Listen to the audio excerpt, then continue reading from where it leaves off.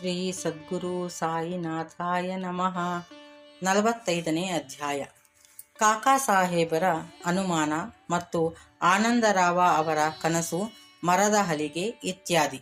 ಈ ಹಿಂದಿನ 3 ಅಧ್ಯಾಯಗಳಲ್ಲಿಯೂ ಬಾಬಾ ಅವರ ನಿರ್ವಾಣ ಯಾತ್ರೆಯನ್ನು ವಿವರಿಸಿದ್ದೇವೆ. ಅವರ ಭೌತಿಕ ಸ್ವರೂಪವು ಮಾತ್ರ ನಮ್ಮ ಕಣ್ಣಿನಿಂದ ದೂರವಾಗಿದೆಯೇ ಹೊರತು ಅವರ ಆಧ್ಯಾತ್ಮಿಕ ರೂಪವು ಬಾಬಾ ಅವರ ಆತ್ಮ ಪರಮಾತ್ಮ ಅಮರವಾದದ್ದಾಗಿದೆ. ಅವರು ಜೀವಂತರಾಗಿದ್ದಾಗ ನಡೆದ ಎಲ್ಲ ಲೀಲೆಗಳನ್ನು ವಿವರಿಸಿದ್ದೇನೆ. ಅವರು ಗತಿಸಿದ ನಂತರವೂ ಅಂತಹ ಲೀಲೆಗಳು ಸಂಭವಿಸಿವೆ ಮತ್ತು ಸಂಭವಿಸುತ್ತಲೂ ಇವೆ. ಬಾಬಾ ಅವರು ಜೀವಿಸಿದ್ದಾಗ ಅವರ ಸಂಪರ್ಕ ಪಡೆದ ಜನರೇ ಧನ್ಯರು. ಆದರೆ ಪ್ರಾಪಂಚಿಕ ವಿಷಯಗಳಲ್ಲಿ ವಿರಕ್ತಿಯನ್ನು ತೋರದೆ ಪರಮಾತ್ಮನ ಕಡೆಗೆ ಮನಸ್ಸು ಕೊಡದೆ ಇರುವ ಜನರು ದುರದೃಷ್ಟರೆಂದೇ ಹೇಳಬೇಕು. ಭಕ್ತರಿಂದ ಅವರಿಗೆ ಬೇಕಾಗಿರುವುದು ಹೃತ್ಪೂರ್ವಕ ಭಕ್ತಿ ಮಾತ್ರ. ನಮ್ಮ ಇಂದ್ರಿಯಗಳು, ಅವಯವಗಳು ಮತ್ತು ಮನಸ್ಸು ಬಾಬಾ ಅವರ ಸೇವೆಯಲ್ಲಿ ನಿರತರಾಗಿರಬೇಕು. ಕೆಲವು ಅವಯವಗಳನ್ನು ಪೂಜೆಗೆ ನಿಯಮಿಸಿ ಇನ್ನಿತರ ಅವಯವಗಳನ್ನು ಬೇರೆ ಕಡೆಗೆ ಹರಿಸಬಾರದು. ಪೂಜೆ ಮತ್ತು ತಪಸ್ಸು ಮಾಡುವಾಗ ನಾವು ಹೃತ್ಪೂರ್ವಕವಾಗಿ ತ್ರಿಕರಣ ಶುದ್ಧಿಯಿಂದ ಮಾಡಬೇಕು.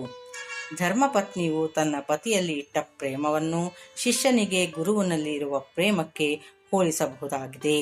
ಮಾತಾಪಿತರಾಗಲಿ, ಸಹೋದರರಾಗಲಿ ಅಥವಾ ಬಂಧುಗಳೇ ಆಗಲಿ ನಮ್ಮ ಜೀವನದ ಗುರಿಯಾದ ಆತ್ಮಜ್ಞಾನವನ್ನು ಪಡೆಯಲು ಸಹಾಯಕರಾಗಲಾರರು.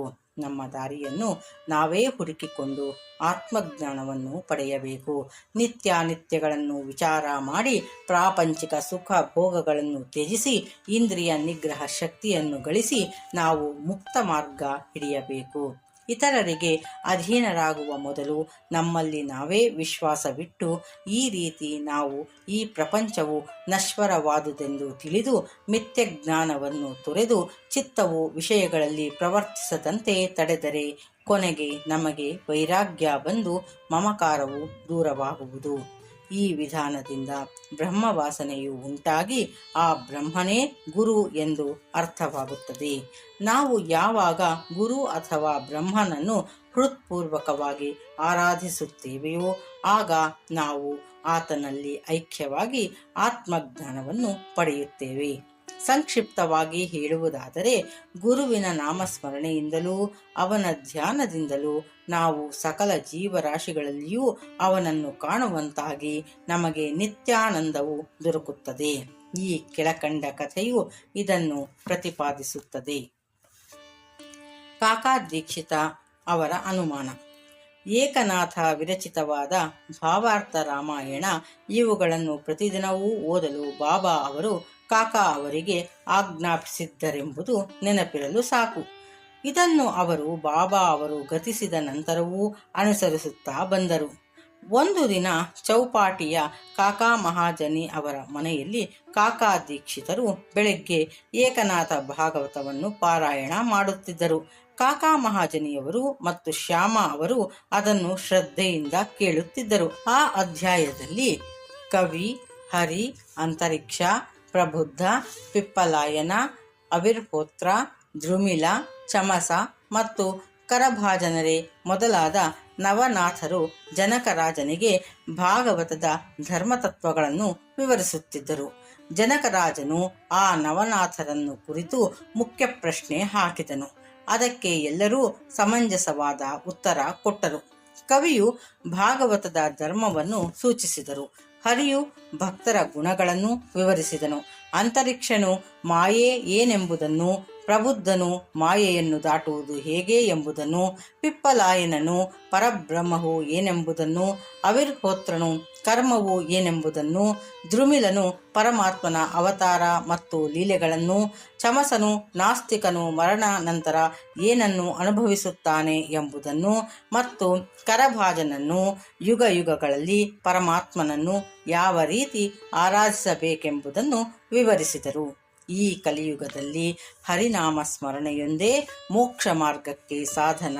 ಅಂದಿನ ಪಾರಾಯಣ ಮುಗಿದ ನಂತರ ಕಾಕಾ ದೀಕ್ಷಿತ ಶ್ಯಾಮ ಅವರನ್ನು ಕುರಿತು, ಈ ನವನಾಥರ ವಿವರಣೆ ಎಷ್ಟು ಚೆನ್ನಾಗಿದೆ, ಆಶ್ಚರ್ಯಕರವಾಗಿಲ್ಲವೇ? ಆದರೆ ಅವುಗಳನ್ನು ಅಭ್ಯಸಿಸುವುದು ಬಹಳ ಕಷ್ಟ. ನಾಥರು ಶುದ್ಧರಾಗಿದ್ರು. ನಮ್ಮಂಥ ಮೂಢಾತ್ಮರಿಗೆ ಅವರಿಂದ ಉಲ್ಲೇಖಿಸಲ್ಪಟ್ಟ ಭಕ್ತಿಯನ್ನು ಹೊಂದಲು ಸಾಧ್ಯವೇ? ನಾವು ಎಷ್ಟೋ ಜನ್ಮ ತಾಳಿದರೂ ನಮಗೆ ಅದು ಸಾಧ್ಯವಿಲ್ಲ. ನಮಗೆ ಎಲ್ಲಿಯ ಮುಕ್ತಿ? ಅದನ್ನು ನಾವು ಬಯಸುವುದು ಬೇಡ ಎಂದು ತೋರುತ್ತದೆ ಎಂದರು. ಶ್ಯಾಮ ಅವರಿಗೆ ಇಂತಹ ಮನೋಭಾವನೆ ಹಿಡಿಸಲಿಲ್ಲ. ಆಗ ಅವರು ತಮ್ಮ ಅದೃಷ್ಟ ಬಲದಿಂದ ಬಾಬಾ ಅವರಂಥ ಅನರ್ಘ್ಯ ರತ್ನವನ್ನು ಪಡೆದಿರುವವರೇ, ಹೀಗೆ ಹೇಳುವುದು ನಿಜವಾಗಿಯೂ ಸರಿಯಾದುದಲ್ಲ. ಬಾಬಾ ಅವರಲ್ಲಿ ನಮಗೆ ಶುದ್ಧ ಭಕ್ತಿ ಇದ್ದರೆ ನಾವು ಏಕೆ ಅಶಾಂತಿಯಿಂದ ಇರಬೇಕು?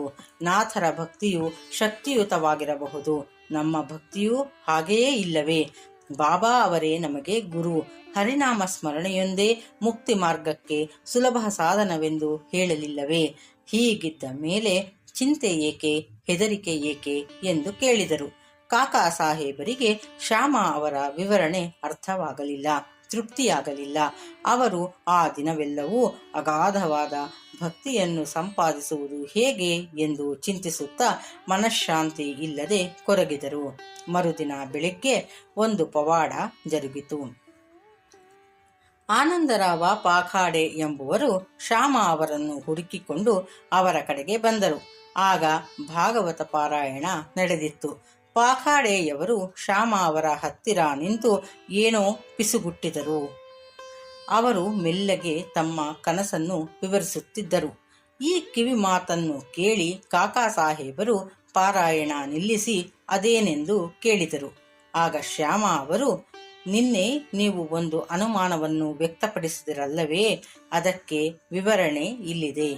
ಪಾಖಾಡೆ ಅವರಿಗೆ ಬಾಬಾ ಅವರು ಕನಸಿನಲ್ಲಿ ಹೇಳಿದುದನ್ನು ಅವರೇ ಹೇಳುತ್ತಾರೆ.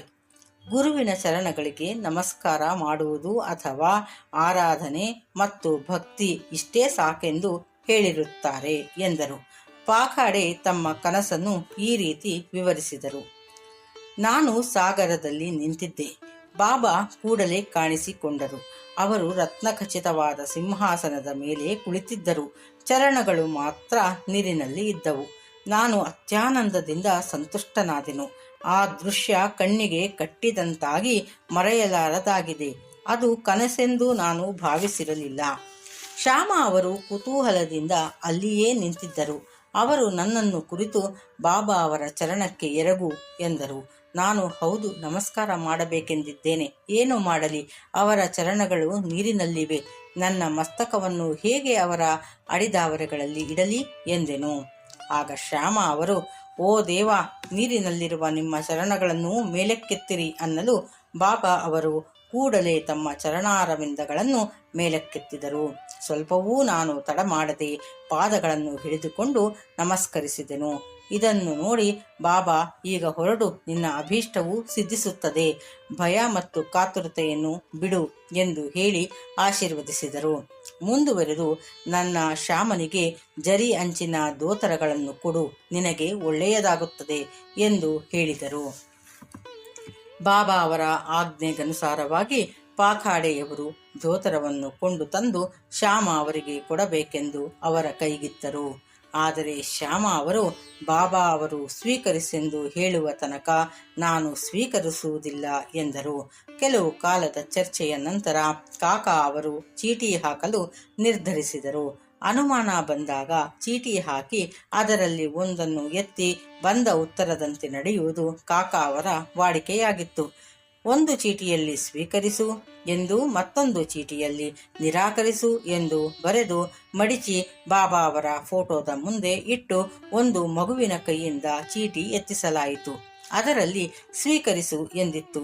ದೋತರವನ್ನು ಶ್ಯಾಮ ಅವರಿಗೆ ಕೊಟ್ಟರು. ಶ್ಯಾಮ ಅವರು ಸಂತೋಷದಿಂದ ಅದನ್ನು ಸ್ವೀಕರಿಸಿದರು. ಈ ರೀತಿ ಆನಂದರಾವ ಮತ್ತು ಶ್ಯಾಮ ಇಬ್ಬರು ಆನಂದ ಭರಿತರಾದರು. ಕಾಕಾ ಸಾಹೇಬರ ಅನುಮಾನ ಪರಿಹಾರವಾಯಿತು. ಈ ಕಥೆಯು ಇತರ ಸಂತರ ವಾಣಿಯನ್ನು ಗೌರವಿಸುವಂತೆ ಹೇಳುವುದಲ್ಲದೆ ಅದೇ ಸಮಯದಲ್ಲಿ ನಮ್ಮ ಮಾತೆಯಲ್ಲಿ ನಾವು ಅಚಲ ವಿಶ್ವಾಸ ಇಡಬೇಕೆಂಬುದನ್ನು ಬೋಧಿಸುತ್ತದೆ. ಗುರುವಿಗೆ ನಮ್ಮ ಯೋಗಕ್ಷೇಮ ವಿಚಾರ ಇತರರಿಗಿಂತ ಹೆಚ್ಚಾಗಿ ತಿಳಿದಿರುವುದರಿಂದ ಅವರ ಉಪದೇಶಗಳನ್ನು ನಾವು ಪಾಲಿಸಬೇಕು. ಈ ಪ್ರಪಂಚದಲ್ಲಿ ಅನೇಕ ಸಂತರಿದ್ದಾರೆ, ಆದರೆ ನಮ್ಮ ನಿಜವಾದ ಗುರುವೇ ನಮಗೆ ತಂದೆ. ಬೇರೆಯವರು ಅನೇಕ ಹಿತವಚನಗಳನ್ನು ಹೇಳಬಹುದು, ಆದರೆ ನಮ್ಮ ಗುರುವಿನ ಮಾತನ್ನು ಮಾತ್ರ ಎಂದಿಗೂ ನಾವು ಮೀರಬಾರದು. ಅಂದರೆ ನಾವು ನಮ್ಮ ಗುರುವನ್ನು ಮನಃಪೂರ್ವಕವಾಗಿ ಪ್ರೀತಿಸಬೇಕು, ಅವರಲ್ಲಿ ಸಂಪೂರ್ಣ ಶರಣಾಗತರಾಗಬೇಕು, ಅವರ ಮುಂದೆ ಭಕ್ತಿಯಿಂದ ನಮಸ್ಕರಿಸಬೇಕು. ಹೀಗೆ ಮಾಡಿದರೆ ಸೂರ್ಯನ ಮುಂದೆ ಕತ್ತಲು ಹೇಗೆ ಇರಲಾರದೋ ಹಾಗೆ ನಿಮ್ಮ ಮುಂದೆ ಯಾವ ಸಂಸಾರ ಸಾಗರವೂ ಇರಲಾರದು ಎಂದು ಹೇಳಿರುವ ಬಾಬಾ ಅವರ ವಚನಗಳು ನಮ್ಮ ಹೃದಯದಲ್ಲಿ ನೆಲೆಗೊಳ್ಳುತ್ತವೆ. ಹಲಿಗೆಯ ಹಾಸಿಗೆ. ಮೊದಮೊದಲು ಬಾಬಾ ಅವರು 4 ಮೊಳ ಉದ್ದ, 1 ಮೊಳ ಅಗಲ, ಸುತ್ತಲೂ 4 ಮೂಲೆಗಳಲ್ಲಿ ಪಣತಿ ಉರಿಯುತ್ತಿದ್ದ ಕಟ್ಟಿಗೆಯ ಹಲಿಗೆಯ ಮೇಲೆ ನಿದ್ರಿಸುತ್ತಿದ್ದರು. ಕೊನೆಗೆ ಆ ಹಲಿಗೆಯನ್ನು ಬಾಬಾ ಚೂರು ಚೂರು ಮಾಡಿ ಒಗೆದು ಬಿಟ್ಟರು. ಒಂದು ಸಾರಿ ಬಾಬಾ ಅವರು ಆ ಹಲಿಗೆಯ ಮಹತ್ವವನ್ನು ಕಾಕಾ ಅವರಿಗೆ ವಿವರಿಸುತ್ತಿದ್ದರು. ಅದನ್ನು ಕೇಳಿದ ಅವರು, ನೀವು ಇನ್ನೂ ಹಲಿಗೆಯನ್ನು ಪ್ರೀತಿಸುವುದಾದರೆ ಇನ್ನೊಂದು ಹಲಿಗೆಯನ್ನು ತಂದು ಉಯ್ಯಾಲೆ ಕಟ್ಟುತ್ತೇವೆ, ಅದರ ಮೇಲೆ ಸುಖವಾಗಿ ನಿದ್ರಿಸುವಿರಂತೆ ಎಂದು ಹೇಳಲು ಬಾಬಾ ಅವರು ಮಾಳಸಾಪತಿಯನ್ನು ನೆಲದ ಮಲಗಿಸಿ, ನಾನು ಮೇಲೆ ಮಲಗಲು ಇಷ್ಟಪಡುವುದಿಲ್ಲ ಎಂದರು.